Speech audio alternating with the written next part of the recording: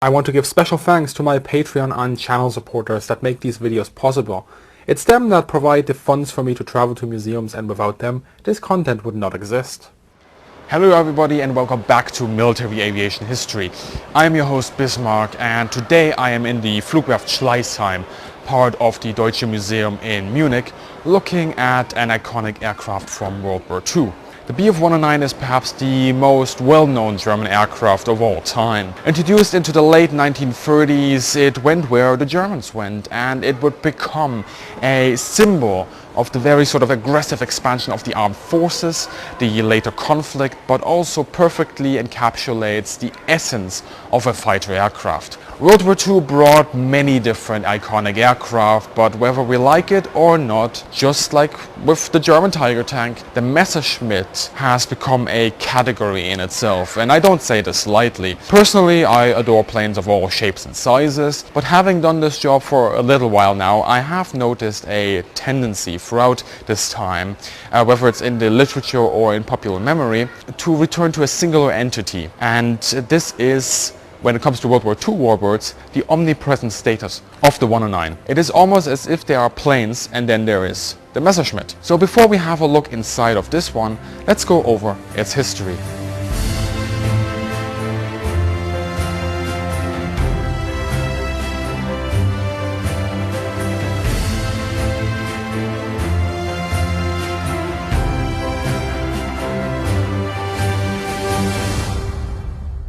After the First World War, Germany was forbidden to have an air force, and strict conditions were put in place for civilian aviation and engine development. On paper, Germany had been neutered. In the embers of the Great World War, however, Germany remained restless and put into place various measures to ensure that should the moment arise, it can relatively quickly build up a new air force. When the Germans decided in 1935 to rearm and re-establish a new air force, the Luftwaffe, this was not exactly a surprise for anyone in the know. At the previous year, 1944, the newly established Reichsluftfahrtsministerium, the Air Ministry, approached the main German companies for a fighter design.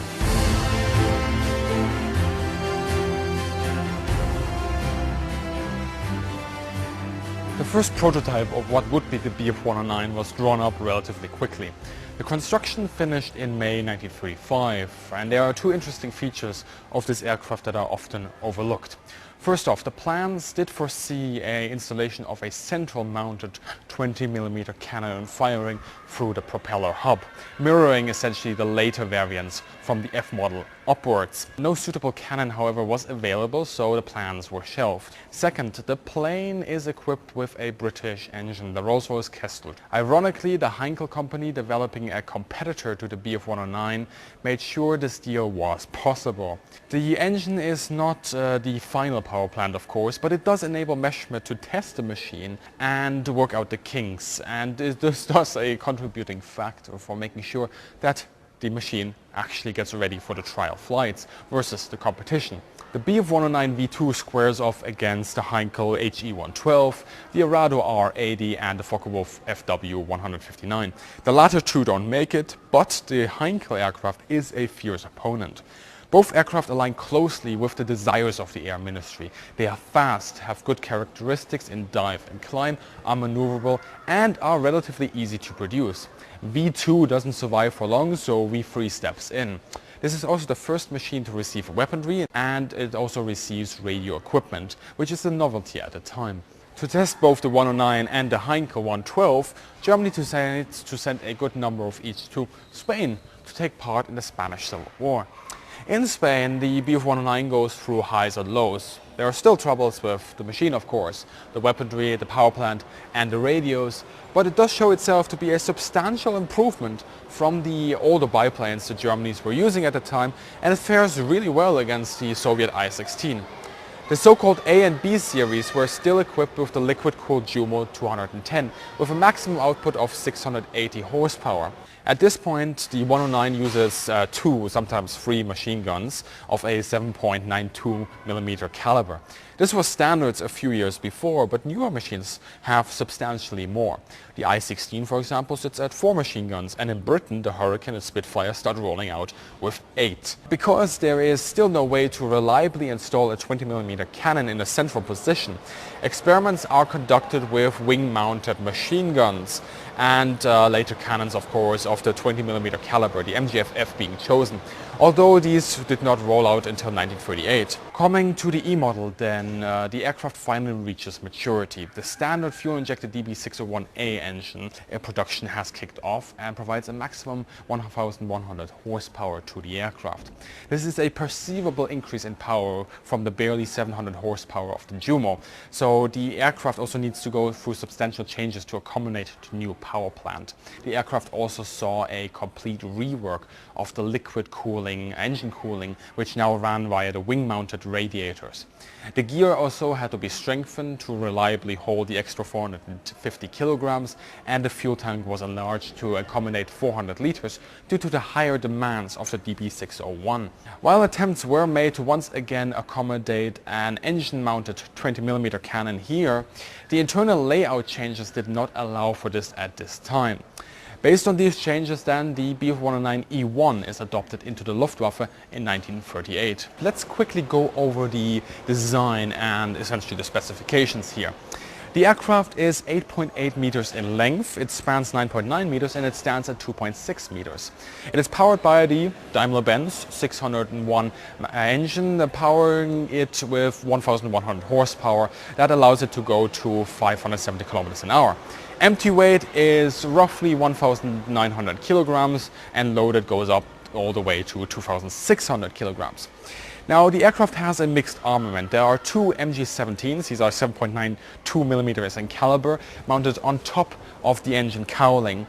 These actually have a substantial ammo capacity of 1,000 rounds each. Additionally, the aircraft has 2 20 millimeter cannons, one in each wing. These are the MGFFs, later on the MGFF-Ms, and they hold 60 rounds each. With the exception of the control surfaces and the flaps, which were essentially metal skeletons covered in canvas, you have an aircraft that is all metal. And Messerschmitt actually designed this aircraft to be, for the time, mass-produced. And so we do see certain improvements in the 109 that allow that mass production, that very intensive sort of manufacturing techniques on a large scale taking place. The fuel tank of the 109 is essentially below the pilot. It is shaped in an L shape, similar to a chair. And yes, he essentially is sitting on it. It sort of goes like this. It has a capacity of 400 liters, which for the aircraft's purpose was what you needed. It gave it around 1 hour of flight time, a little bit more of course if you stretched it. But this aircraft was designed essentially to go up in the air, climb, find the enemy, defeat the enemy, come back, refuel, restock your ammo and go back out again. It was sort of a air superiority fighter. It wasn't meant as a long-range escort. One of the things we often talk about with the 109 are of course the leading edge slats, and they help the pilot or assist him in retaining control of the aircraft at low speeds or help maneuvering at those speeds as well. The slats are deployed automatically, and in fact Willy Messerschmitt is not the one that came up with this specific design, but he gets the license from a British company just before the war, and he also used it in his Bf 108 design. When Germany invades Poland, the vast majority of their Messerschmitts are of the E1 type. However, a transition to the E3 is in motion. This aircraft brings with it a substantial change in firepower at the hands of 2 wing-mounted 20mm MGFF cannons. While possessing not the best characteristics for aerial combat, they certainly pack a punch, although the pilot was limited to 60 rounds each. This aircraft was also exported to multiple nations, Bulgaria, Japan, Yugoslavia, although without the wing-mounted cannons on that one, Romania, Switzerland, Spain, and surprisingly 3 of them actually went to the Soviet Union. What made the 109 such a good machine is that it possessed the one quality you want as a fighter pilot at the time, and that was to be the one who sets the terms of the engagement. In the 109 you had the speed and the performance to engage an enemy if you wanted, but most critically, Unless you messed up big time or got surprised, you had the liberty to disengage as well with a powerful dive. This is perhaps the critical advantage that made this aircraft a fighter pilot's wet dream, and what separates it really from a lot of its early contemporaries. This also sets the tone for the German conceptualization of air warfare and has an influence in further designs, but ultimately actually it comes back to haunt them as the Allies roll out with more powerful machines as well. The Bf-109 had a phenomenal production run. Very few have survived to this very day. Might have something to do with the fact that Germany, well, lost the war. In any case, among these rare aircrafts, the E model is even rarer, as it is the oldest mass-produced type of 109.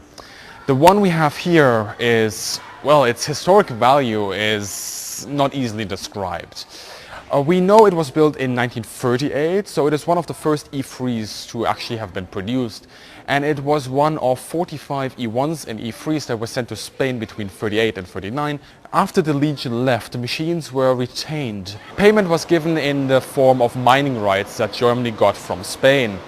Spain also kept the E-models in service long after the Second World War ended. In fact, they were only phased out after the Hispano Aviación HA1112, an interesting mix of a Bf-109 paired with a Rolls-Royce Merlin engine, appeared in the mid-1950s.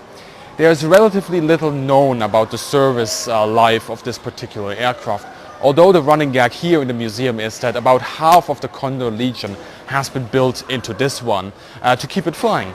For example, the port wing comes from a completely different E3 model, while starboard originates from an E1. In essence, the sacrifice of many other 109s and the dedication of the Spanish to keep her in service ensured that we have at least one example left dating back all the way into the late 1930s. In 1960, Spain gifted this aircraft to the Deutsche Museum, and at this point it had been repainted in a camo scheme reminiscent of Jagdgeschwader 26. I now want to introduce you to the cockpit. I wasn't allowed to sit inside this aircraft. The historic value of the machine is just too high for the museum to take that risk. But they were kind enough to make a special exception by opening up the canopy and allowing me to film from the wing. Once again, a big thank you to the staff of the Deutsches Museum. The canopy hinges sideways towards starboard, kept in place by a metal string. When closed, this string folds up inside, behind the pilot's head. Looking at the seat, unless the museum changed the layout, it might be that the Spanish actually never made any modifications to this. It looks like it's still the original early model seat. You can recognize this from the shoulder straps that run via a single cutout in the seat. A quick look at the port side here. Here we have the flap and elevator trim control. The placement side by side allowed you to operate both at the same time. Moving slightly forward, we see the throttle control. This is not the early E-model throttle, but a model that was used on later machines with an integrated propeller pitch control switch. And this is going to make things very interesting in just a few minutes, so remember it. The orange handle slightly below the throttle is for the oiler cooler flap setting. The red handle sitting on the side of the canopy, that's the emergency release. And the white handle in the back is the fuel cock. Going through the instruments now from top to bottom. Here is the all-important clock. No cockpit is complete without one, of course. Next to that is the gun sight, offset slightly to the right. This one is the Reflexvisier C12E, and this is usually abbreviated to Revi C12E. Considering the production number, I have a feeling that this one comes from a later production run from the 1940s. One row down, starting on the left, the magnetos. The red button is the emergency circuit breaker, it's right next to it to the left. Moving towards the right, the altimeter in metric, followed by a magnetic compass. Although the cockpit is generally well preserved, the age is clear to see on this one. Further to the right, the manifold pressure. As always in German planes, this is given in ATA or ATA. That's technical atmospheric pressure, essentially kilopond divided by centimeter squared. Returning to the left, one row down, your speedometer in kph and your turn and slip. Here is the pitch control for the propeller in the early E models. And here it really gets interesting. Until the E4, the E models used this switch to manually set prop pitch as they lacked any sort of automation. You can see where it is set here. It's rather awkward to use because the pilot either has to let go of the control stick or reach over with his left hand that should be on the throttle. When the system for automatic prop pitch was added, he didn't really have to worry about this anymore, but the pilot could in fact still disengage the automatic system by flicking a switch set below the throttle, and then set the pitch himself using the old switch you see here, or with a new switch on the later throttle variants. And this is what makes this interesting, because this later throttle variant is the one you see here. But the aircraft itself is an early E model that should not have this automation. Either automation was later on, which I highly doubt, or what is more likely, the throttle that you see here was added sometime during the life of the plane as a spare part and has no relevance to the prop pitch system. I don't remember seeing a switch actually to turn off the automation in the first place, so it's likely that this is just a spare part, added either by the Spanish Air Force or the museum. Returning to the instruments, the dial next to the pitch switch is your engine RPM, with the clock-like gauge next to it indicating the prop pitch setting. And moving straight down, orange handle is your hand pump, the red handle is your emergency landing gear release, the hole above it is where your usual landing gear control switch would be, probably removed here by the museum as a safety precaution. The gauge with the two red and green lights is your landing gear position indicator, and next to it you will find your oil and fuel pressure. Below we find the water cooling temperature to the right and the oil temperature to the left. If you're familiar with German aircraft, you might have expected color coding here, but as you can see, this was not applied in this case. The same goes for the fuel gauge, and this one indicates your fuel reserve in hundreds of liters. Then we have a really nice feature for the time. We have a shot or an ammo counter that is included in the aircraft's cockpit. The numbers indicate your remaining ammo supply for the cannons, counting down from 60 on either side. However, the nose-mounted MGs only have a red warning light when the ammo runs out. To the right side of the cockpit, the electrical system switches for navigational lights and so on. Usually there would be markings here indicating the use of each switch, but if they were ever applied there, Spain probably removed them for their own markings, which have not survived. An oxygen reserve for the pilot can be found to the bottom right, next to the water cooling radiator flap. If you swivel it away from you, the flap opens up, and of course if you swivel backwards, it closes. Then there's also a small petrol tank for the starter, which is found to the direct right of the pilot. Then the control stick, it's as simple as it gets. This is a Knüppelgriff 12A, and the button that you see on top, that's the B-Knopf or B button. Generally speaking, the A-Knopf, which is also the safety catch, would rest on top of this, but once you swivel it into the position that you see it right now, the guns are essentially armed. Depending on how the guns are set up, the A-Knopf generally fires all weaponry, while the B-Knopf only fires a limited selection. For example, you could isolate the machine guns from the cannons. An FT-Knopf on the bottom of this stick is not in view, that is your press to transmit. Alright, so that finishes up the cockpit. I hope you enjoyed today's episode. If you did, consider supporting us on Patreon to help fund more content like this one and get exclusive behind the scenes footage. I want to thank the Flugwerft of the Deutsche Museum here in Munich for their unparalleled access to this machine. Remember to like, share and subscribe, and as always, have a great day, good hunting, and see you in the sky.